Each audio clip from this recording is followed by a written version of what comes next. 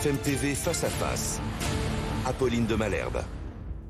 Il est 8h32 et vous êtes bien sur RMC et BFM TV. Bonjour Michel Onfray. Bonjour. Merci d'être dans ce studio ce matin pour nous livrer vos réflexions et répondre à mes questions. Vous publiez sans cesse de nouveaux livres. Vous êtes un des philosophes au plus grand succès en France avec de nombreux best-sellers dont L'art d'être français. Et vos deux derniers livres, c'est Le fétiche et la marchandise sur la question de la marchandisation et puis Théorie de Jésus où vous remettez en cause l'existence même de Jésus. On y reviendra.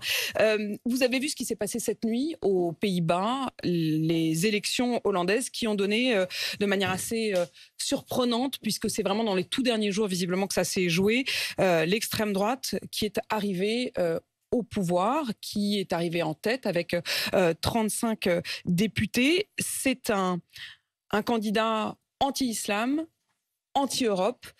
Est-ce que ça pourrait arriver chez nous? Est-ce que vous le souhaitez? D'abord, il n'est pas anti-Europe, il est contre une certaine Europe. Cette idée que vous avez, je vous ai entendu tout à l'heure, d'imaginer que si on est contre l'Europe libérale, on est contre l'Europe, c'est une idée politique. Moi, je suis contre l'Europe libérale, non pas parce qu'elle est Europe, mais parce qu'elle est libérale. Donc, ça n'est pas parce qu'on est contre le libéralisme qu'on est contre l'Europe. Il y a une formule, c'est celle de Maastricht, puis il y en a 36 autres. Je rappelle que Napoléon défendait l'Europe, que Hitler défendait l'Europe, que plein de gens défendent l'Europe, et que l'Europe, ça veut rien dire. Ça dépend ce qu'on veut faire de l'Europe. Si c'est une Europe libérale, d'accord. Donc l'Union européenne, soyons plus précis, voilà. L'Union européenne telle qu'elle est aujourd'hui, oui. Pour vous, est à combattre. Alors, l'Europe libérale telle qu'elle est aujourd'hui, elle est au pouvoir depuis plus de 30 ans. Et elle est au pouvoir sans contre-pouvoir. C'est-à-dire, on fascise tous ceux qui sont dans le contre-pouvoir. La bascule, c'est Maastricht ? Oui, évidemment. En 1992, on renonce à la souveraineté. On dit, voilà, la souveraineté française, on vous la donne, et c'est maintenant l'Europe qui est souveraine à la place de la France. Donc aujourd'hui, la France ne peut plus décider de son taux de TVA, par exemple, sur les sandwichs dans les cafés. C'est interdit. C'est interdit. Donc quand vous entendez des gens qui disent, mais cette Europe, on n'en veut pas. En 2005, ils disent, en 2005, on ne veut pas de cette Europe. Là, on en veut une autre. 2005, c'est évidemment les élections sur la question de la Constitution. Et on dit en 2008, vous avez voté contre Sarkozy. On le voit aujourd'hui, là, péroré, mais il nous dit, avec les autres, Hollande, les Maastrichtiens, ceux que j'appelle les Maastrichtiens, nous disent, ah, vous n'avez pas voulu de l'Europe, vous l'aurez quand même. Traité de Lisbonne en 2008. À chaque fois qu'il y a des élections, Emmanuel Macron les perd. À chaque fois qu'il les perd, qu'est-ce qu'il fait? Il reste. À chaque fois que les Maastrichtiens... C'est-à-dire, il a quand même réussi l'élection présidentielle, Michel Onfray. Comment? C'est-à-dire comment vous remettez en cause l'élection du président? Je ne remets pas en cause. Je dis qu'il y a plusieurs façons de faire de la propagande et qu'il y a des façons de conduire des gens vers un individu en disant vous avez choisi librement. La servitude volontaire, c'est plus subtil que ce que Qu'est-ce que vous voulez dire? Que les Français n'ont pas choisi Emmanuel Macron, qu'ils ont subi Emmanuel Macron? Ils ont été 50% à ne pas aller voter. Voilà. C'est tout ce que donc je dis. Vous. Oui, évidemment. Dont vous, parce que vous vous targuez régulièrement de ne pas faire renouveler votre carte d'électeur. Oui, ça sert à rien. Mais pourquoi ça sert à rien? C'est-à-dire que vous ne pouvez pas d'un côté dire il est mal élu. Si vous me laissez finir. Oui, allez-y, parce que ça me surprend. Vous aurez les réponses aux questions que vous me posez. Donc ne me posez pas les questions alors que je suis en train de vous donner les réponses. Et je vous dis en 2008 que les Français, on leur dit ce que vous n'avez pas voulu en 2005, vous l'aurez tout de même. Donc les Français, ils n'en ont plus rien à faire de la politique. Et je fais partie de ceux qui disent ne nous demandez pas notre avis si c'est pour le jeter à la poubelle. Si vous avez ces élections-là et ailleurs, et partout ailleurs, c'est simplement parce que les gens disent mais oui, nous on veut quelqu'un qui secoue tout, qui casse tout, qui détruit tout. Avec ses excès, je ne veux pas, défendre ce monsieur, Geert Wilders, en l'occurrence, le Hollandais. Je ne vais pas voter pour ce monsieur-là, parce que d'abord, il n'est pas candidat français. Je dis simplement qu'il y a un moment donné où on ne peut pas avoir les pleins pouvoirs. Fasciser tous ceux qui ne pensent pas comme l'Europe de Maastricht. Et estimer que 50% des gens qui ne votent pas, c'est comme si c'était rien du tout. Donc oui, Emmanuel Macron, il est élu avec 50% des gens qui ne votent pas, et parmi ceux qui votent, à peu près 50% des gens qui ne votent pas pour lui, mais contre Marine Le Pen, qu'on nous présente comme une dangereuse fasciste. Donc effectivement, la démocratie ne va pas très bien. C'est une litote de le dire comme ça. Ce qui fait que quand vous avez des gens qui disent on va tout secouer, on va tout casser, on peut effectivement faire l'imbécile qui regarde le doigt alors qu'il s'agit de regarder la Lune et estimer que oh là là, c'est un dangereux fasciste. Il est extrêmement dangereux. Je vous ai entendu tout à l'heure sur le plateau en disant mais Marine Le Pen, elle a félicité cet homme-là. Mais personne n'a dit que sur ce cinglé à la tronçonneuse en Argentine, là, Emmanuel Macron avait envoyé un message de félicitations à ce monsieur-là. C'est les usages diplomatiques. Ah bah alors voilà, dites-le quand il s'agit de Marine Le Pen. Le Pen. Donc quand il s'agit de Marine Le Pen, c'est une dangereuse fasciste, la preuve, elle a fait un message. Mais quand il s'agit d'Emmanuel là, Macron... pour le coup, il y a quelque chose d'assez différent, Michel Onfray. Autant je vous laisse toujours effectivement vous exprimer, allez-y, mais là, vous ne pouvez pas mélanger les torchons et serviettes, j'ai envie de dire. C'est-à-dire qu'il y a d'un côté un usage, c'est-à-dire, en effet, qu'entre chefs d'État, on félicite un autre chef d'État qui a été élu, c'est l'usage diplomatique. Là, pour le coup, Marine Le Pen a en quelque sorte fait un peu de zèle, mais elle en a parfaitement le droit. C'est pas quand c'est Marine Le Pen, c'est du zèle. Quand c'est Emmanuel Macron, c'est un usage diplomatique. Non, Michel Onfray. Si. Là, pour le coup, c'est... Mais tout le monde comprend, vous savez. Mais non, c'est pas la question. On n'a pas besoin de longuement disserter. C'est-à-dire que vous passez à Macron ce que vous ne passez pas à Marine Le Pen. Pas du tout. Mais bien sûr que si. Pas du tout. Autre question. Non, pas du tout. Alors là, Michel Onfray, on s'arrête quand même un instant parce que vous pouvez me faire dire ce que je ne dis pas. Il y a la question en effet des usages qui est que automatiquement un chef d'État félicite un autre chef d'État. Et ensuite, il y a la question politique. Si je ne m'abuse, Marine Le Pen n'est pas encore présidente. Emmanuel Macron est un grand Et vous démocrate. Remarquerez qu'Emmanuel Macron n'a pas... Le Pen est une grande fasciste. Donc c'est vrai, ça change. Pas du tout. Je n'ai jamais dit ça. Je vous dis simplement que hier, en l'occurrence, Emmanuel Macron n'a pas encore félicité... Vous les laissez penser. Mais Michel Onfray, je vous laisse parler et vous faites un petit cinéma là depuis tout à l'heure. C'est quoi ce cinéma là? Vous êtes méprisante quand on vous... Mais non, mais parce que vous posez des questions, vous ne donnez pas les réponses. Je vous explique simplement qu'il y a deux situations et d'ailleurs je vous précise qu'Emmanuel Macron, tout chef d'État qu'il est, n'a pas encore félicité le vainqueur des élections hollandaises. Il attend simplement que ce soit officiel. C'est une question de diplomatie. Oui, absolument. C'est tout. Oui. Je ne disais pas qu'il y en a une qui est fasciste et pas l'autre. C'est vrai. Je dis simplement qu'il y a une question de règles. Diplomatie et Marine Le Pen est une fasciste, quoi qu'elle dise, quoi qu'elle fasse. Est-ce que j'ai dit ça? Non, c'est moi qui le dis. Vous avez bien vu que c'est moi qui suis en train de dire. Michel Onfray, je vous interroge sur Geert Wilders. Oui. Anti-islam, anti-immigration, anti-Europe libérale, en effet. Oui. Il dit comme slogan les Pays-Bas avant tout.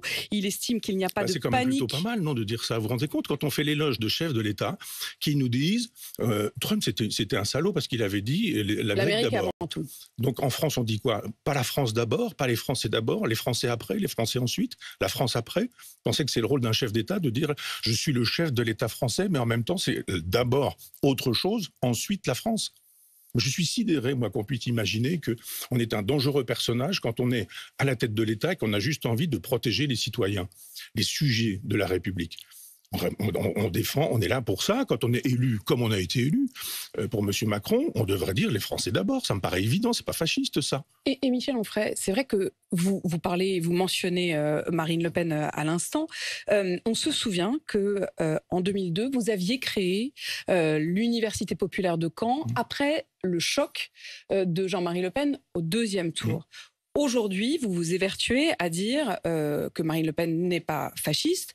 À l'époque, il me semble que c'était un combat que vous meniez. Et vous aviez d'ailleurs créé cette université pour ça. Le père, la fille, pareil quoi. Justement, non, je vous pose la question. Est-ce que vous estimez que aujourd'hui tout ça a changé? Il vous arrive sur vos plateaux d'inviter des communistes qui ont été responsables du pacte germano-soviétique. Ça vous gêne pas d'imaginer que le PC a changé? Je ne sais pas si ça me gêne pas. Vous les invitez. Non, mais c'est des questions... Et je n'entends jamais parler du pacte germano-soviétique sur aucun plateau.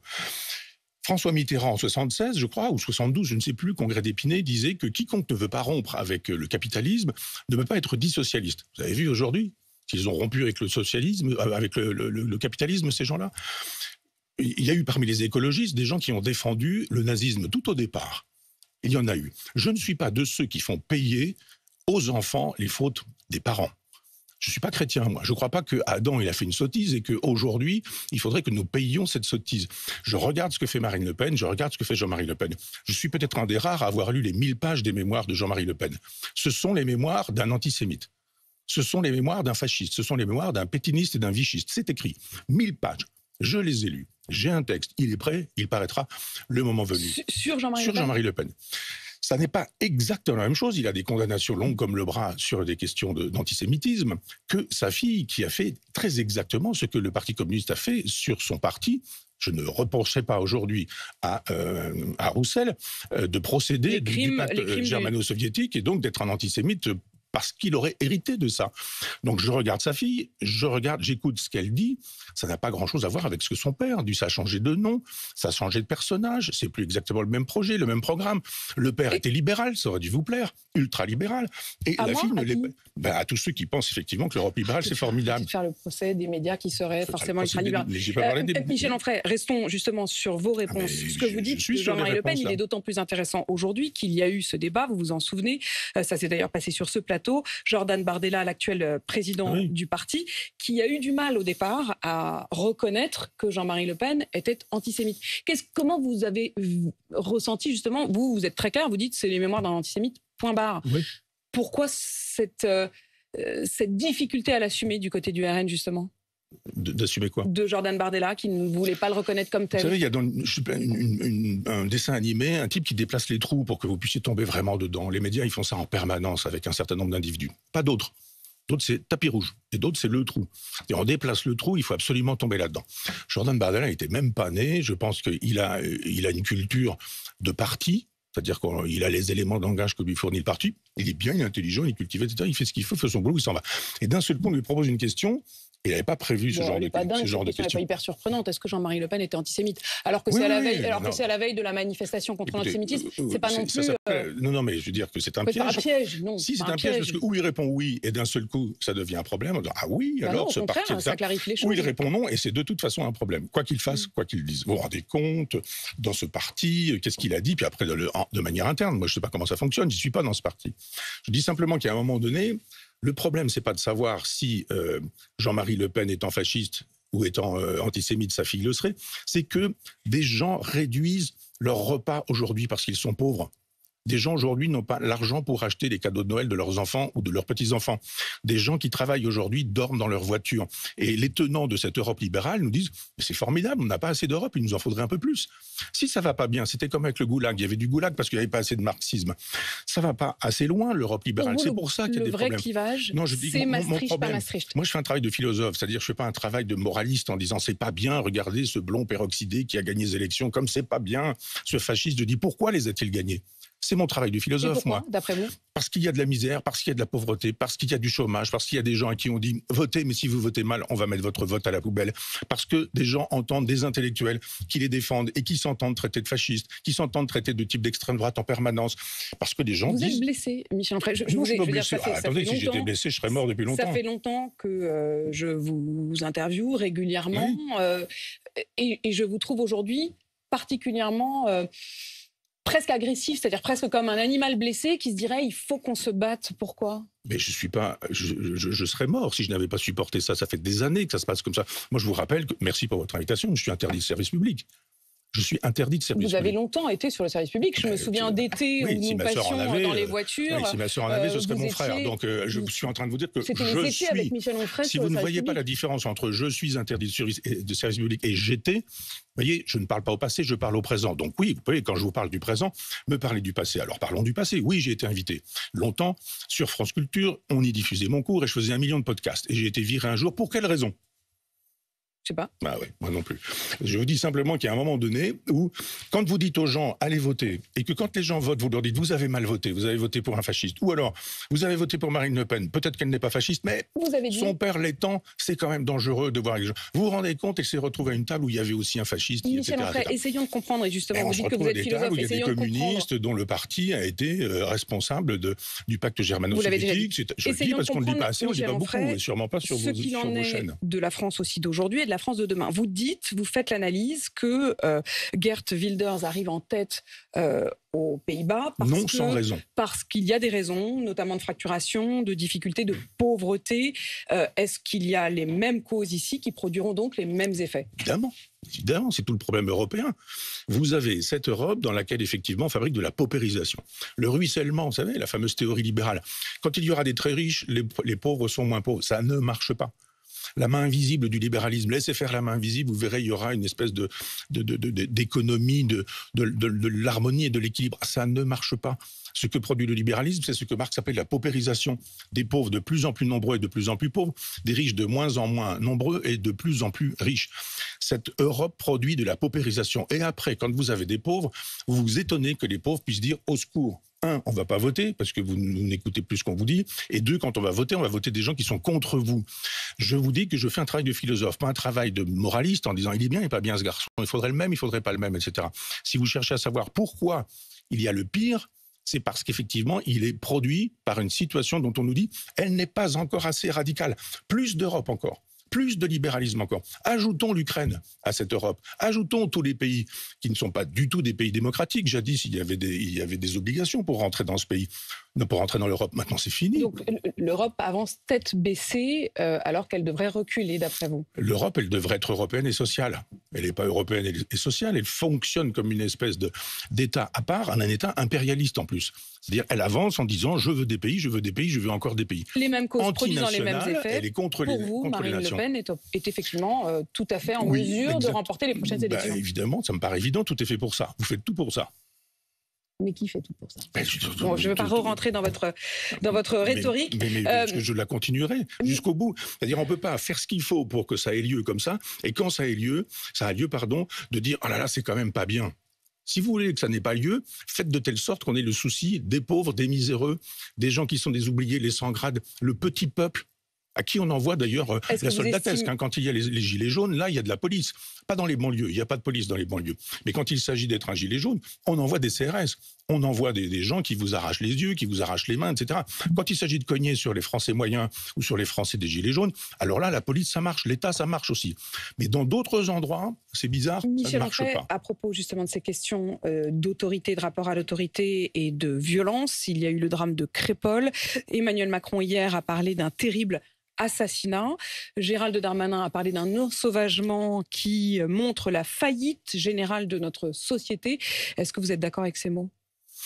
C'est pas suffisant. Oui, on peut faire de la généalogie comme M. Darmanin et voir que depuis mai 68, il y a un effondrement de toute autorité. Il n'y a plus de père, il n'y a plus de prof, il n'y a plus de prêtre, il n'y a plus de surmoi, il n'y a plus de morale, il n'y a plus de vertu, il n'y a plus de valeur. On peut faire ce qu'on veut, quand on veut, comme on veut. C'est le retour des tribus tels que Darwin les racontait. C'est quoi, c'est le retour de la jungle ? Oui, c'est la loi de la jungle. Il y a des gens qui se tramalent avec des couteaux sur eux. Pourquoi faire ? Qu'est-ce que vous avez à faire dont l'un a été condamné pour avoir porté un couteau et qui avait dans ses condamnations l'interdiction absolue de se promener avec un couteau. Et ça sert à quoi d'avoir l'interdiction de se promener avec un couteau ? Ça sert à quoi ?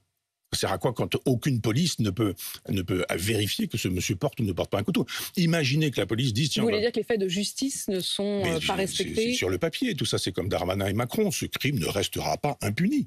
Monsieur, vous n'avez pas le droit de sortir avec un couteau. Et s'il sort avec un couteau, qui le saura ? Qui le vérifiera ? Vous imaginez la police qui vient voir ce monsieur en disant « Monsieur, vous avez été condamné, vous n'avez pas le droit de porter un couteau. On voudrait vérifier que vous portez un couteau. » Mais il fait ça. Mais vous avez tout de suite dans la rue la France Insoumise et leurs copains qui vont vous expliquer que c'est inadmissible, contrôle aux faciès, qu'on a bien le droit d'avoir eu un couteau un jour et de commettre une erreur, que c'est pas pour autant qu'on est un délinquant la vie entière, etc. Et vous avez des manifestations à Adama Traoré, tout le tralala, et ça continue. Donc évidemment, on va pas vérifier que ce garçon ne porte pas un couteau, il en porte un. Mais qu'est-ce que vous faites avec un couteau, dit-on, de 25 cm sur vous, que vous estimez... pour aller, dit-on, au bal, gentiment, juste pour danser. Depuis, il a été arrêté. Oui. Il est en garde à vue. Il était en fuite. Il était en fuite, en effet. Vers Toulouse. Oui. Pour aller, semble-t-il, vers des... Qu'est-ce que vous voulez dire ? Mais cessez de me demander ce que je veux dire quand je le dis clairement. Je suis peut-être un de ceux qui disent le plus clairement les choses. Je dis simplement qu'il était en état de fuite et que cette fuite ne s'arrêtait pas à Toulouse. Qu'il y avait assez probablement le désir de partir ailleurs, de quitter la France et de partir à l'étranger. Frédéric Ploquin, ici même hier matin, disait que selon toute vraisemblabilité, une partie cherchait peut-être à rejoindre le Maghreb. L'Espagne, puis le Maghreb. C'est étonnant. Moi, je ne vous aurais pas dit qu'il avait l'intention d'aller en Islande. Ça me paraissait évident que ce garçon n'avait pas l'intention d'aller se réfugier en Islande. C'est tout ce que je dis, comme vous diriez. Pourquoi évident ? Mais enfin, je ne vois pas pourquoi vous demandez des explications. Mais au contraire, vous êtes en train de déplacer le trou en espérant que je vais tomber dedans. Mais parce qu'effectivement, ce sont des gens dont c'est vraiment... Parce qu'on nous a dit, vous vous rendez compte, il est français du centre-ville de Romans-sur-Isère. Il a été précisé en effet par le procureur qu'il était de nationalité française, né à Romans-sur-Isère. Le problème, c'est pas la nationalité française aujourd'hui. Vous avez des gens dont... Vous diriez comme Marion Maréchal quand elle parle... Je ne dis pas comme Marion Maréchal. Elle parle de français de papier. Oui. Et vous avez Bassam, par exemple, je crois. J'ai vu ça ce matin, un influenceur qui nous dit « Arrêtez de déconner », etc., avec le langage qui est le sien. Puis à la fin, il dit « S'il y a une guerre civile, il ne faut pas déconner, je vais être obligé de choisir mon camp et ce ne sera pas le vôtre ». D'un seul coup, il nous dit qu'il faut arrêter parce qu'il ne faut pas stigmatiser notre communauté, mais le jour... Est-ce qu'il faudrait refuser la double nationalité ? On n'a pas le choix pour l'instant, c'est comme ça que ça se passe. Moi, je pense qu'il y a effectivement des textes de loi en 1962 avec les accords d'Évian qui font que les Algériens ont des pouvoirs en France que personne n'a, parce que la guerre d'Algérie leur a permis d'avoir ces pouvoirs-là. Je ne vois pas pourquoi on a ces pouvoirs-là, quand aujourd'hui, quand vous allez en Algérie et que vous écoutez la télévision, le FLN nous donne toujours l'impression que la guerre est même pas terminée d'hier soir, qu'elle est toujours en cours contre les Français. Quand le chef de l'État algérien est malade et qu'il a un cancer, il vient se faire soigner en France. Très bien, bravo, accueillons-le. Mais pourquoi est-ce qu'il nous dit en même temps que la France c'est ceci, c'est cela, etc. Il y a un moment donné où il faudrait une politique très claire à l'endroit du Maghreb. L'islam ne pose pas un problème en France. Il ne pose pas de problème, l'islam en France. Vous avez des Indonésiens qui ne posent aucun problème et qui sont musulmans. C'est le Maghreb islamique qui pose un problème parce qu'il y a eu les relations historiques que nous avons eues avec eux pendant très longtemps. Nous sommes dans la componction permanente, perpétuelle. On dit on a eu tort, on n'a pas été bien, etc. Faisons de l'histoire. Expliquons ce qu'a été le FLN. Oui, d'accord, l'Algérie française. Oui, d'accord, la torture. Mais tout de même, le FLN, la LN, les oradours sur glane qui ont été fabriqués par le FLN, mais etc. Mais la Hollande n'a pas le même passé que nous par rapport à ça. Oui, et vous bien. avez vu le résultat aujourd'hui ? Ah bah parce qu'il y a des relations, semble-t-il, entre l'immigration et un certain nombre de faits délinquants. C'est assez facile à voir. Il y a une époque, quand vous le disiez, on était fasciste. Aujourd'hui, on est encore un peu. Simplement, il y a un peu de sociologie qui nous en fait un peu la démonstration. Mais ça paraît normal en même temps. Hein. Je ne dis pas, moi, ça vient des gènes. Je dis simplement que quand vous refusez de vous intégrer dans une société, quand vous n'avez pas la langue de cette société, quand vous n'avez pas l'argent, le pouvoir d'achat qui vous permet de vivre dans cette société, que vous avez traversé la Méditerranée et que vous vous retrouvez à Caen, par exemple, qui est une ville que vous connaissez, vous ne pouvez pas vivre si vous n'arrachez pas de temps en temps un sac à une vieille dame, si vous n'êtes pas en train de faire un peu de trafic. Donc il y a aussi cette question de la pauvreté et sociale. Michel Onfray, on aurait pu aussi parler de Jésus ou du fétiche et de la marchandise qui sont donc vos deux derniers livres. Merci d'être venu. Je rappelle bien sûr que vous êtes philosophe. Il est 8h53 sur RMC BFM TV.